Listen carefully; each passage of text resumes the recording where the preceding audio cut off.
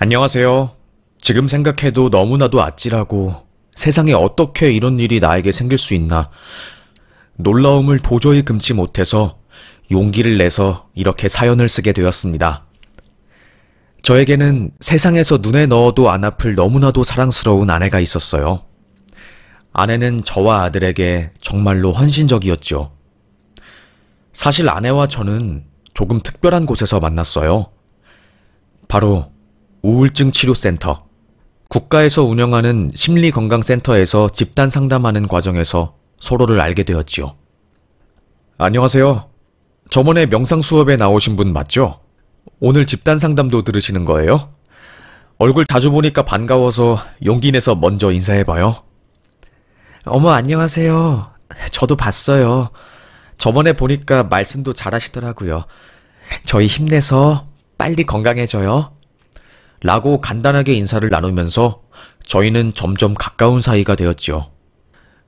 그러다가 우연한 기회로 밖에서 밥을 함께 먹을 수 있는 기회가 있었어요. 그녀는 술이 살짝 들어가자 속마음을 토로하더라고요. 저는요, 남자 잘못 만나서 이렇게 몇 년 동안 심리치료 받고 있어요. 처음에는 너무 고통스러워서, 참을 수 없을 만큼 고통스러워서 힘들어 하다가 시간도 지나고 또 많은 도움을 받다 보니까 훨씬 좋아졌어요. 그래서 이제는 살아가야 할 이유도 생기고 그러네요. 라고 하더라고요. 구체적으로 어떤 이유 때문에 힘드신 건지 묻고 싶었지만 그런 것을 묻는 것은 그녀에게 신뢰가 될 수도 있고 하니 저는 입을 꾹 다물었습니다. 그리고는 과거는 훌훌 털고 잊어버리세요. 저도 비슷한 감정, 좌절하고 힘들고 우울하고 배신감 느끼고 그 모든 것을 아주 잘 알고 있어요. 혼자가 아니니까 우리 같이 힘내봐요. 어떻게 인생이 매일 올라가기만 하겠어요. 왔다 갔다 오르락 내리락 하면서 사는 거죠. 라고 말을 하면서 달래주었지요. 그녀는 저의 위로 한마디에 왈칵 눈물을 흘리더라고요. 미안해요. 내가 주책 맞죠? 그래도 요즘 잘 버티고 있다고 생각을 했는데 누군가 저에게 위로를 해주니까 저도 마음이 요동치나 봐요. 정말로 저 이번 심리센터에서 인성씨 만난 게 저에게는 큰 위로가 되는 것 같아요. 인성씨처럼 저에게 잘 대해주고 저의 아픈 심정을 이해해주시는 분은 없으니까요. 라는 말을 그녀가 한 겁니다. 저는 그녀에게 그런 말을 들은 순간 심장이 요동쳤어요. 속으로 내가 그녀를 구해주고 싶다. 뭐지 이 감정은? 왜 갑자기 내 마음속에 그녀가 들어온 거지? 눈물에 약해지면 안 되는데. 나도 내 앞가림 잘 못하는데 왜 이렇게 심장이 요동치는 거야? 싶었죠. 네, 시작된 거였습니다. 사랑이 시작된 거였어요. 다른 만남보다 훨씬 더 깊게 마음과 마음을 주고받게 되었고 끈끈한 관계를 맺을 수 있어서 쉽게 저도 마음을 열게 된 것이었죠. 그렇게 그날 밥 먹은 것을 계기로 저희는 급속도로 가까워졌어요. 가끔 만나서 술도 마시고 아이스크림도 먹고 카페도 가고 하루하루 행복하고 재미있는 삶을 살아가고 있었죠. 누가 뭐라고 하든 저와 그녀는 세상에서 가장 달콤한 시간을 보내고 있었습니다. 그녀와 설레고 행복한 시간을 보내다 보니까 가슴 깊은 곳에서 걱정이 스멀스멀 올라왔습니다. 아무래도 시간이 지날수록 저희가 서로에 대한 감정이 깊어지게 되었고 함께 미래를 하고 싶다는 생각이 강하게 들면서 서로 상처가 있는 사람들이니까 쉽사리 결혼하자 라는 말을 꺼내지 못하게 되었지요. 더군다나 그녀는 저의 상황을 자세히 알지 못하는 상황이었습니다.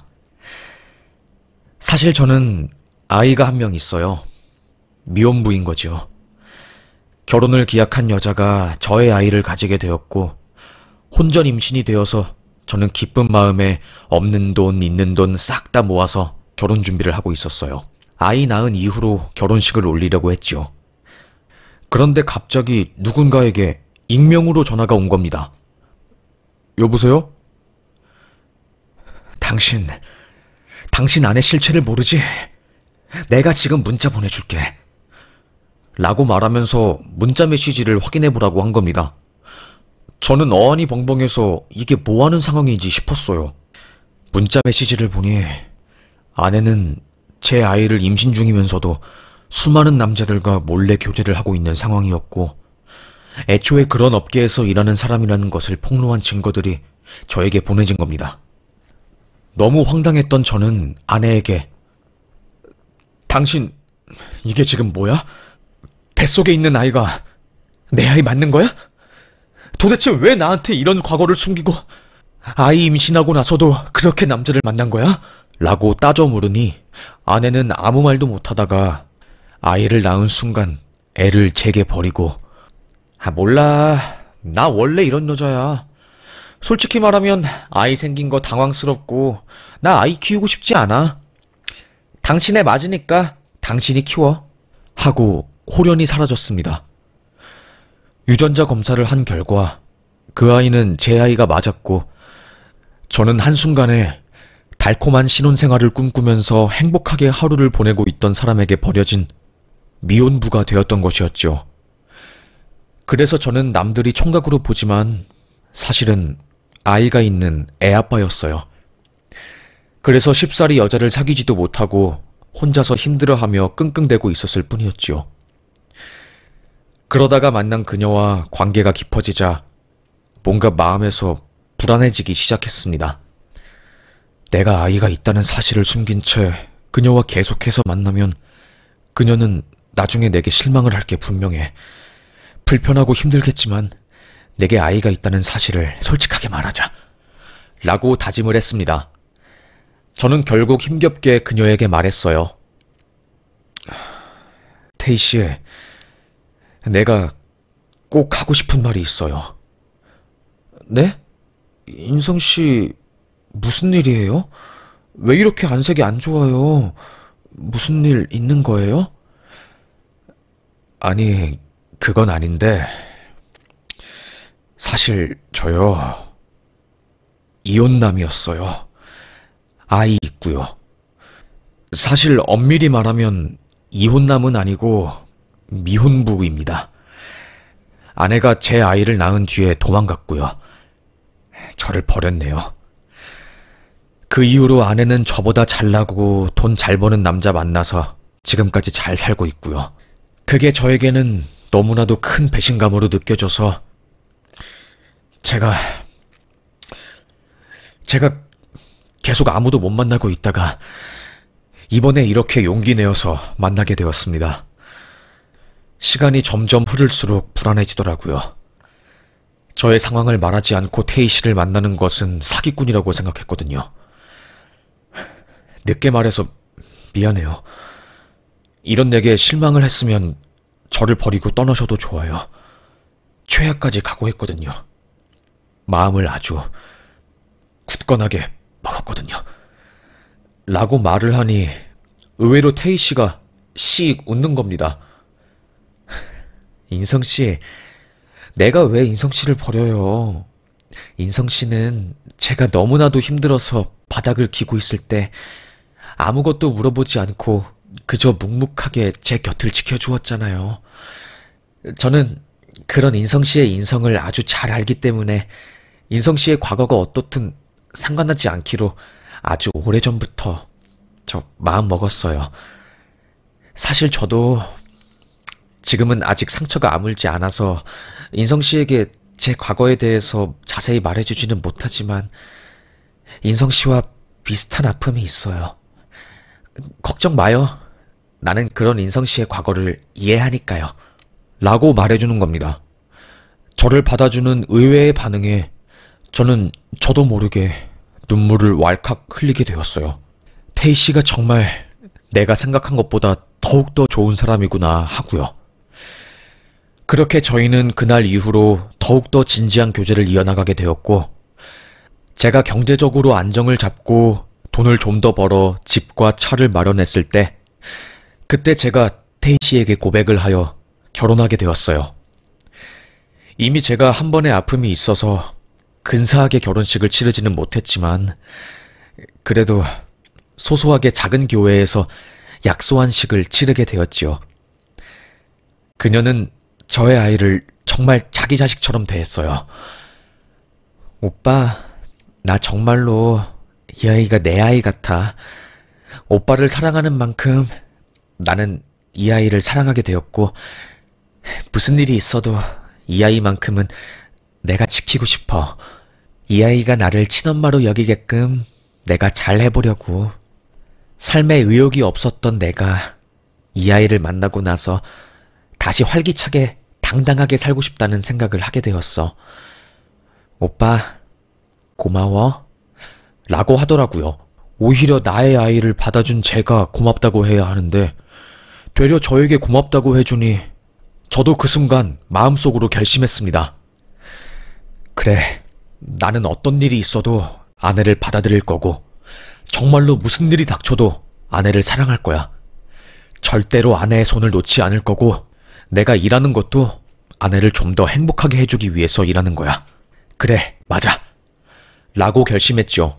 그 이후로 저는 한결같이 힘이 들 때는 아이보다 아내 생각을 하면서 일을 했어요.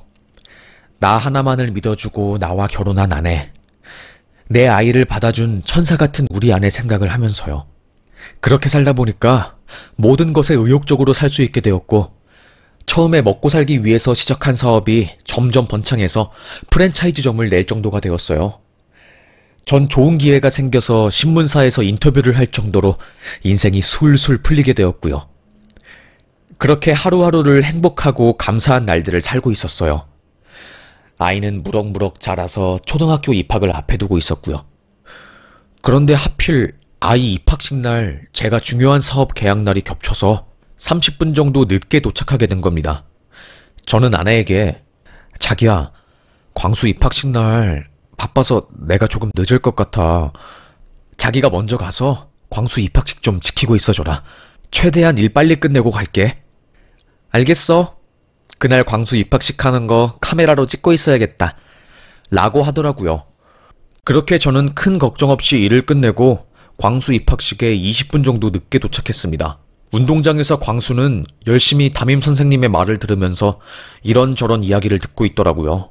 그런데 어딜 봐도 아내가 보이지 않는 겁니다.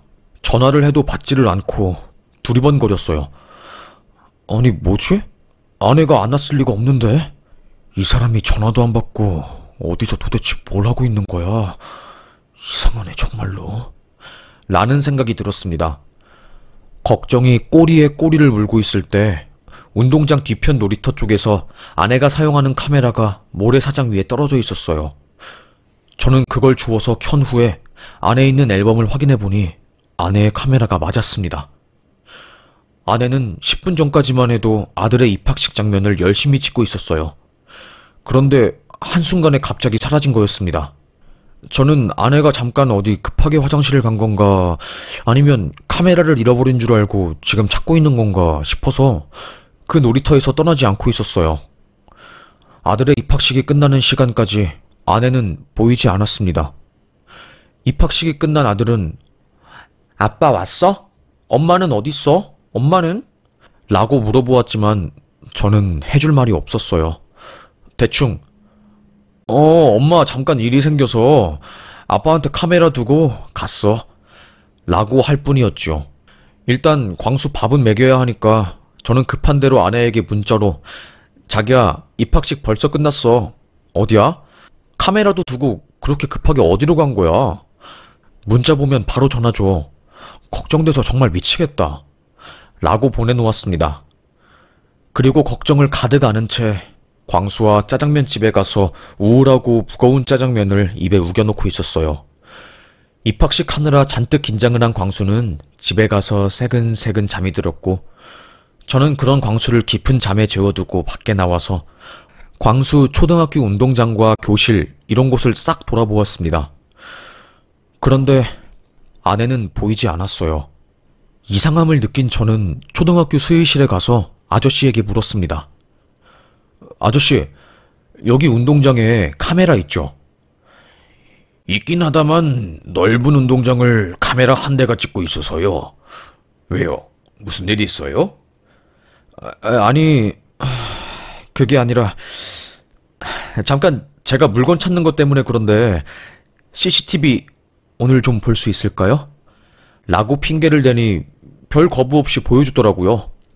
그런데 앞불싸 그날 입학식이라서 사람이 너무나도 많았고 안 그래도 안 좋은 CCTV 화질 때문에 누가 누군지 알 수가 없었을 뿐더러 놀이터 쪽은 사각지대라서 아예 보이지도 않더라고요. 점점 불안해져 갔습니다. 혹시나 하는 마음에 동네를 세네 바퀴 돌아보아도 아무도 보이지 않았어요. 점점 마음이 조급해져 갔고 왜 이러지 싶었어요.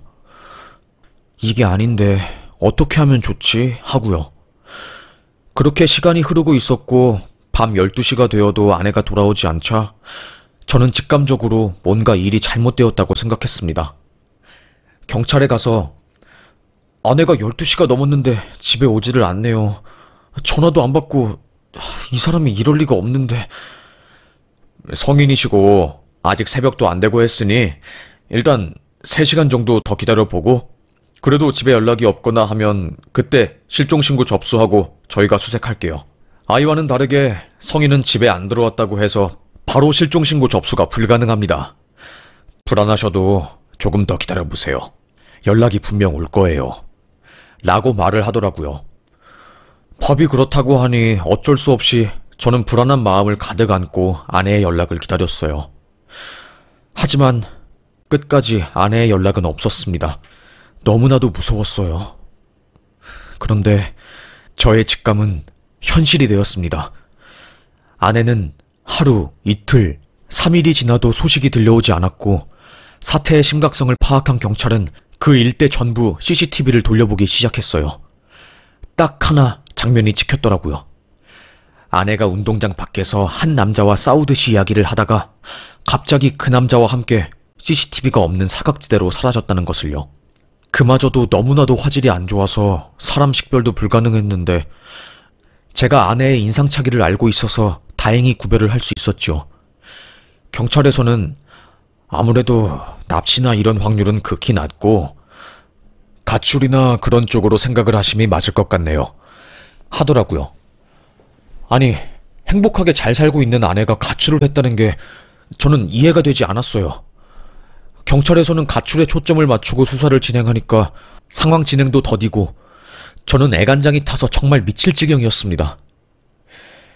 그렇게 1년이라는 시간이 흐르게 되었고 저는 프랜차이즈 운영을 제 밑에 있는 매니저에게 거의 던지다시피 일을 맡기고 전국 곳곳으로 아내를 찾으러 다녔어요.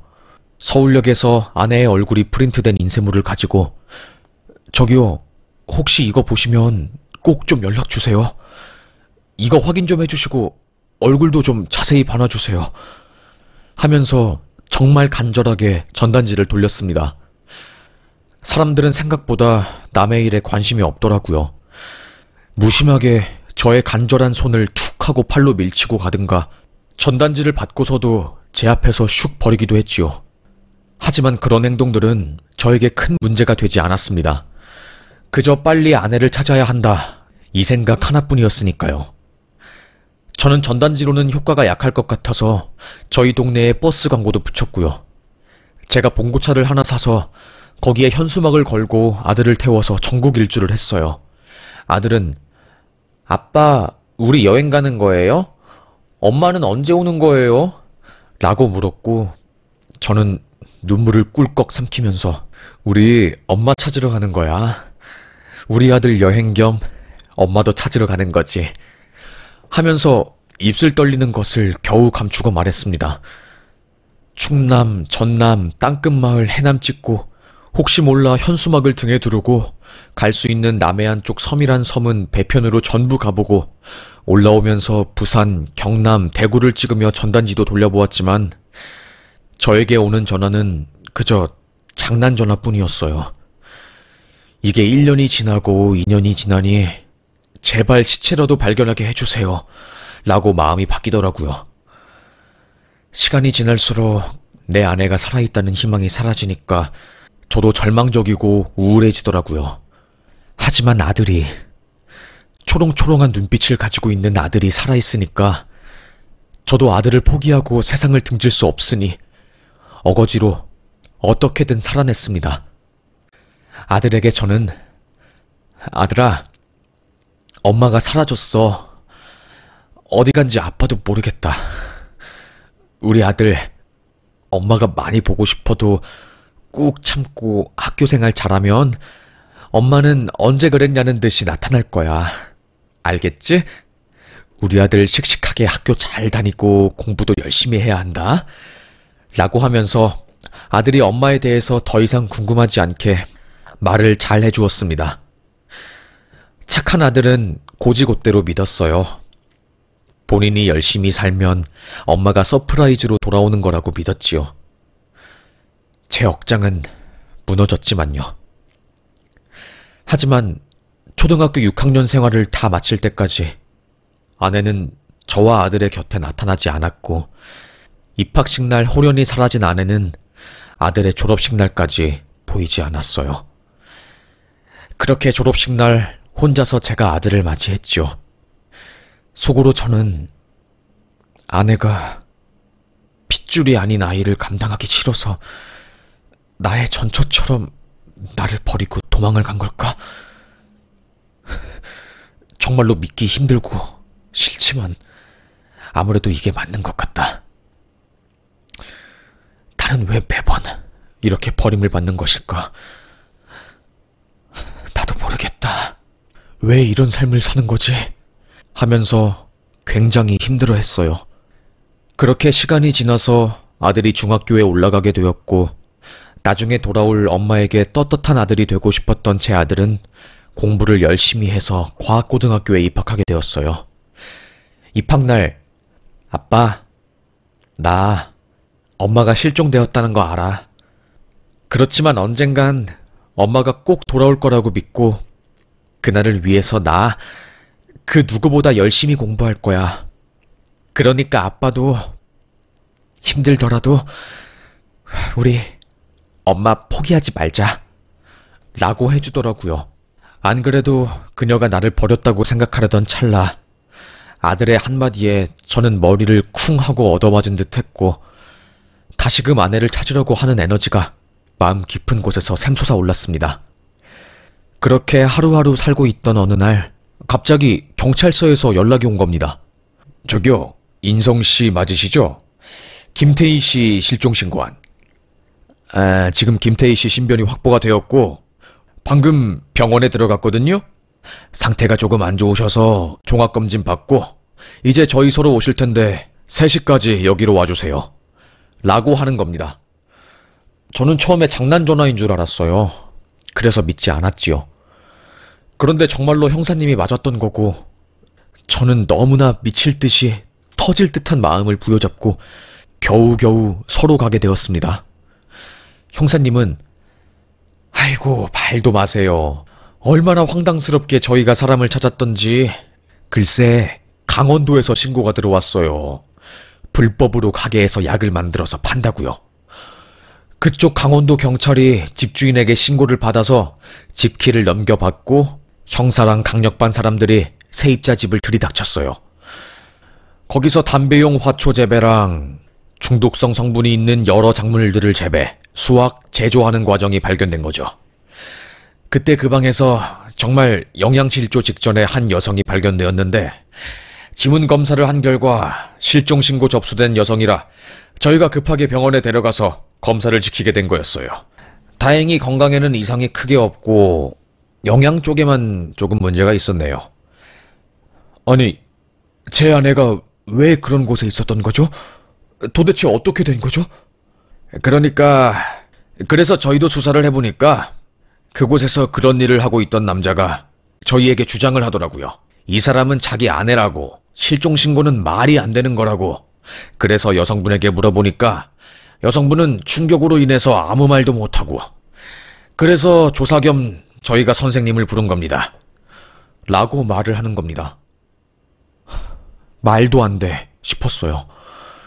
시간이 흘러 3시가 되었을 때 병원에서 나온 아내가 서로 들어오게 되었고, 저는 아내 얼굴을 보자마자 자기야!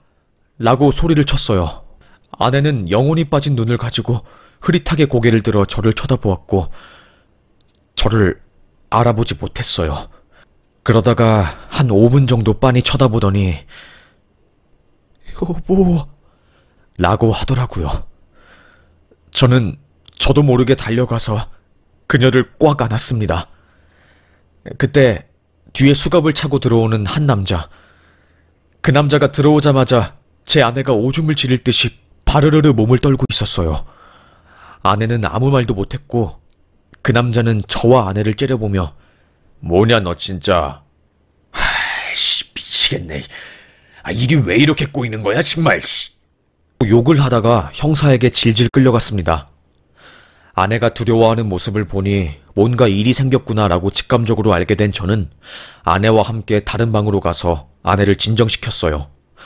아내는 여전히 저에 대한 기억이 희미했고 저조차도 두려워하고 있었지요.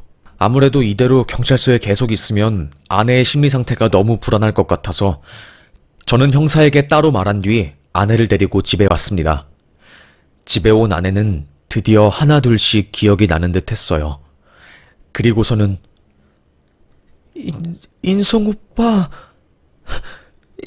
오빠구나. 오빠 하면서 제 품에 안겨 정말 세상이 떠나가라 서럽게 펑펑 울더라고요. 강산이 바뀔 시간 동안 서로 저희 안부를 몰랐으니 얼마나 보고 싶었겠어요. 저는 아내에게 묻고 싶은 게 너무나도 많았습니다. 떠난 사람보다 기다린 사람이 더 애가 타잖아요. 하지만 아내는 지금 저에게 모든 진실을 말할 수 있을 만큼 정신이 안정적인 상태가 아니었고 저는 집에서 아내의 마음을 좀 추스르게 한 뒤에 여성 담당 경찰관의 안내로 해바라기 센터와 심리센터에 가서 검사를 받았어요. 아내는 외상 후 스트레스 장애가 의심된다는 판정을 받을 정도로 상황이 안 좋았고 만일의 사태를 대비해서 결국 아내는 입원을 하여 정신치료를 받게 되었습니다. 어느 정도 아내의 감정 상태가 안정이 되었고 수사가 조금씩 진행이 되었어요. 그때 제가 알지 못했던, 아니 묻지 않았던 아내의 과거를 알게 된 거고 저는 참을 수 없는 분노가 치밀어 올랐습니다. 아내를 데리고 간 그 남자, 내 아내를 앗아간 그 남자, 완전히 도라이였습니다. 아내가 심리상담을 받게 만든 주범이었어요. 20여 년 전에 아내는 혼자서 고깃집에서 일을 하고 있는 알바생이었어요. 그 남자는 아내가 일하는 가게의 사장이었고 아내를 몰래 마음에 품고 좋아했지만 나이차 때문에 아내는 그 남자를 받아주지 않았지요. 그러다가 그 남자가 아내를 결국 범하게 된 거고 아내는 어린 나이에 아이를 임신하고 충격에 빠진 거였답니다. 아내는 아이를 출산한 뒤 큰 충격에 빠져서 아이를 돌보지 않고 그 남자에게 보냈고 그 남자는 너 내 아이 가졌으니까 이제 넌 내 여자인 거야. 너 나랑 함께 살아야 해. 하면서 말도 안 되는 이야기를 했고 그녀는 난 당신이 범죄자인 걸 알아. 하지만 내가 용기가 없어서 신고를 못한 거고 당신 벌 받을 거야. 당신이 아이 키워. 난 못 키워. 라고 한 뒤 도망친 거였죠. 그 일에 대한 후유증이 너무나도 강했고 그래서 국가가 운영하는 심리치료센터에 가서 심리치료를 받다가 저를 알게 되어서 저와 결혼한 거였어요. 저와 함께 결혼 생활을 하면서 마음치유를 많이 받게 되었고 그 과정에서 제 아이를 자기의 아이처럼 받아들여서 잘 살 수 있게 된 거고요. 그렇게 하루하루 평범하고 행복하게 잘 살고 있을 때쯤 아들의 입학식에서 일이 터져버린 거죠.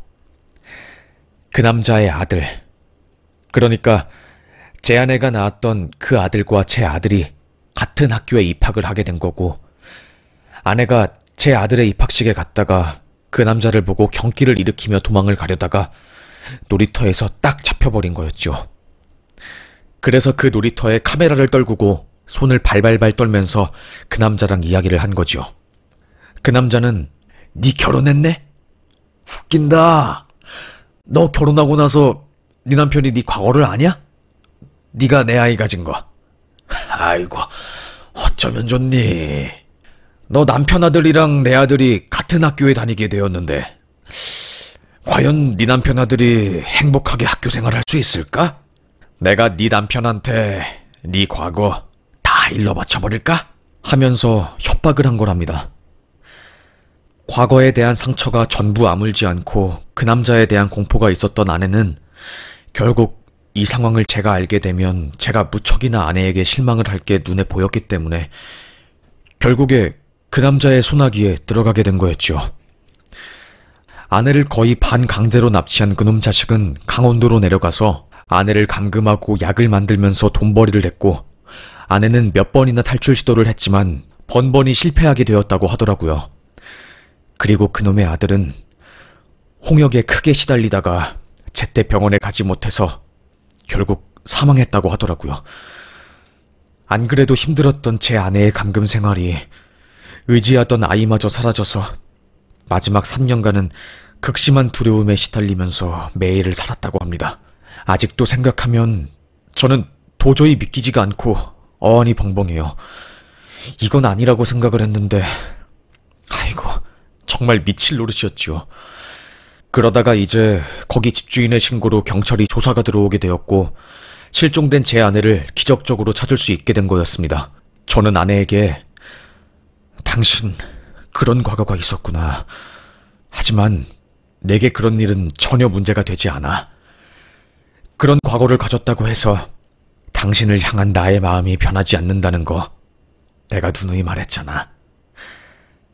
미안해. 내가 당신에게 신뢰를 줬어야 하는데 그러질 못했어.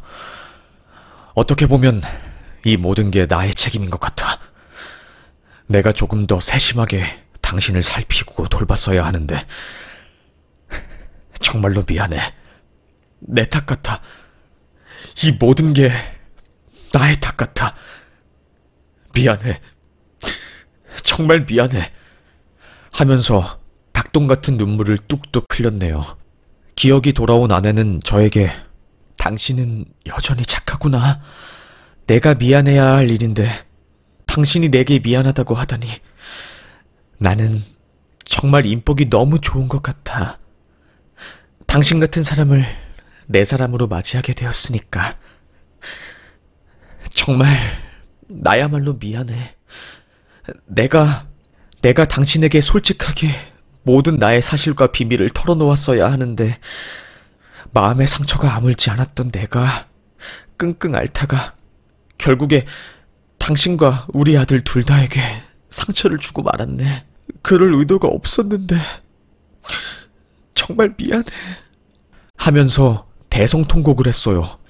그렇게 아내는 한 달간의 입원 치료 끝에 다행히 조금 빠른 속도로 상태가 호전이 되어서 퇴원을 하게 되었고, 전문가가 동행한 상태로 형사조사를 받게 되었습니다. 아내를 감금한 그놈은 특수감금죄와 유기치사 혐의로 검찰에 기소가 되었고 바로 구속영장이 떨어져서 구속되게 되었어요. 그놈이 아내를 범한 것은 20년이 넘어서 공소시효가 지나서 처벌받지 못했지만 그놈 자식 1심에서 반성하는 기미가 없고 끊임없이 아내와 저에게 협박 이야기를 하는 바람에 감형도 없이 결국 34년형이 떨어지게 되었어요. 이례적인 형량이었지요. 검사가 말하길 아마 반성의 편지 한 장이라도 썼으면 그 절반형을 받았을 텐데 저놈 자식의 경우 경찰에 잡힌 순간부터 인생을 포기한 것 같다고, 그래서 저렇게 무대뽀로 나가는 것 같다고 제게 말해주더라고요. 제가 봐도 그래 보였습니다. 무서울 게 하나도 없는 소위 폭주기관차처럼 보였거든요. 그 사람이 저에게는요. 그래도 우리나라에서 사실 살인도 무기징역을 못 받는데 무기징역까지는 안 받았고 그래도 중형을 원했는데 제 나름대로 잘 풀린 것 같아서 다행이었습니다. 그리고 아들은 제 아내가 살아 돌아왔다는 말에 그간 어떤 일이 있었던 거냐고 묻지도 않고 따뜻하게 아내를 안아주면서 엄마, 보고 싶었어요. 엄마, 사랑해. 나 엄마한테 자랑스러운 아들이 되기 위해서 그동안 공부도 열심히 했어. 난 믿고 있었어. 우리 엄마가 살아 돌아올 거라는 것을. 난 엄마를 믿길 정말로 잘했어. 엄마, 이제 돌아왔으니까 우리 가족 다 뭉친 거니까 행복하게 살자 라고 하더라고요. 아들의 그 한마디를 듣는데 제가 눈이 시큰하더라고요.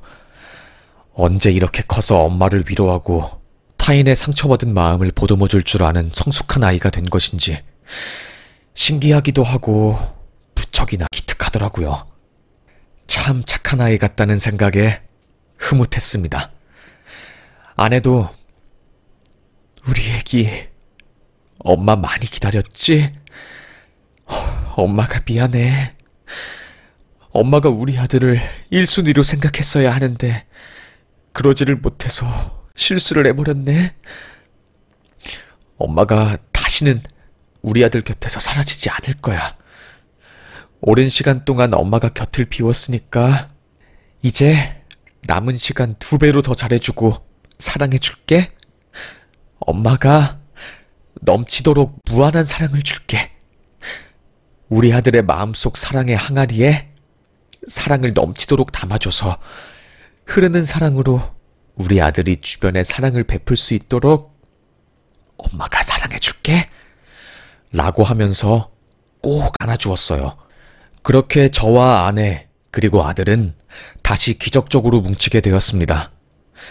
사실 이 사실을 알게 된 기자가 기사로 써도 되냐고 물었지만 저는 이 일이 이슈가 되어서 아내가 다시 한번 상처를 받는 것을 원치 않았고 재판이 비공개로 진행되고 아직 3심이 끝나지 않아서 반대를 했지만 얼마 전에 그놈 자식이 감옥에서 극단적 선택을 했다는 이야기를 듣고 나서 뭔가 마음의 짐이 탁 하고 사라진 듯한 기분이 들었네요.